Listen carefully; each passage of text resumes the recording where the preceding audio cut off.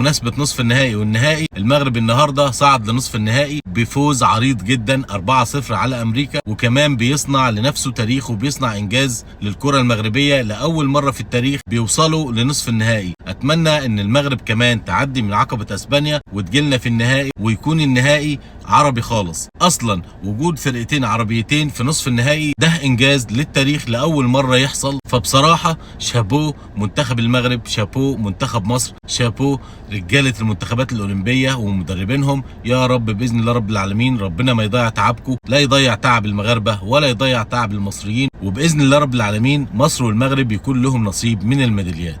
مليون مبروك لكل الشعوب العربية، اخواننا واشقائنا اللي كانوا النهاردة في الاستاد بيشجعونا باعلامهم ومتضامنين معانا، واكيد كمان كان في مباراة المغرب كان في تضامن من كل الشعوب العربية. انا النهاردة شفت في مباراة مصر وباراجواي علم العراق وعلم فلسطين وعلم المغرب وعلم البحرين